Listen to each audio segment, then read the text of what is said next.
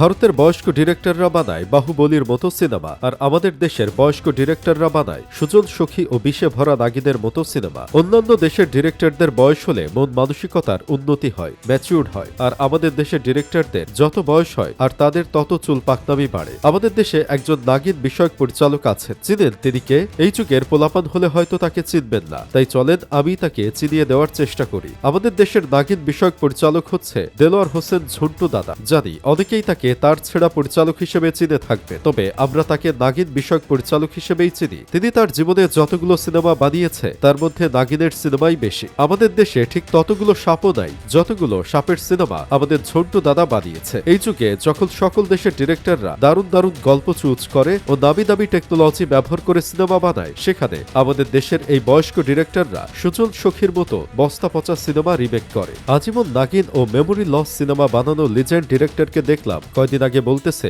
আমি সুড়ঙ্গের নায়কের নাম জানি না, ওকে অভিনেতার সার্টিফিকেটটা কে দিছে? আমি তো ওকে চিনি না, সুড়ঙ্গের নায়ক তো চিনতেই পারলাম না ওরে। শুধু নিশো কেন, এখনকার বিগ বাজেটের সিনেমার 98% শিল্পীকে সে চেনে না, কারণ এখন বরবাদ বা প্রিন্সের মতো বিগ বাজেটের শাকিব খানের সিনেমায় 98% নাটকের শিল্পী। এফডিসির শিল্পীদের মাঝে বর্তমানে সিনেমায় শাকিব খান, মিশা সওদাগর ও শিবা শানু নিয়মিত কাজ করে, সুতরাং এদের ছাড়া কাউকে চেনার কথাও না। তবে আমাদের নাগিন বিষয়ক পরিচালক ঝন্টু দাদা রাসেল মিয়া, মুন্না খান ও জয় চৌধুরী এদের চেনে, কারণ তারা এফডিসির সিনেমায় নিয়মিত কাজ করে। রাসেল মিয়া 2 দিন আগে একটা সিনেমা রিলিজ দিল যার নাম ছিল গোয়ার, যেটা দেখার পর আমাদের ঝন্টু দাদা বলছিল, শাকিব খানের তুফান বরবাদের চেয়ে নায়ক রাসেলের গোয়ার ছবিটির গল্প আমার ভালো লেগেছে। গোয়ার ছবিতেও কিন্তু বরবাদ তুফানের মতো অ্যাকশন ছিল, গল্পের দিক দিয়েও গোয়ার ছবি এগিয়ে। অথচ রাসেল মিয়ার গোয়ার সিনেমা দেখলে মানুষ আর কোনোদিন বাংলা সিনেমা দেখতে যাবে না, রুচি অক্কা পাবে। কিন্তু আমাদের লিজেন্ড ঝন্টু দাদার কাছে এটাই সেরা সিনেমা। তার কাছে মুন্না খানের ডার্ক ওয়ার্ল্ডের মতো অখাদ্য সিনেমা সেরা সিনেমা। ঝন্টু দাদার কাছে রায়হান রাফিরা কোনো পরিচালকই না, তার কাছে পরিচালক হচ্ছে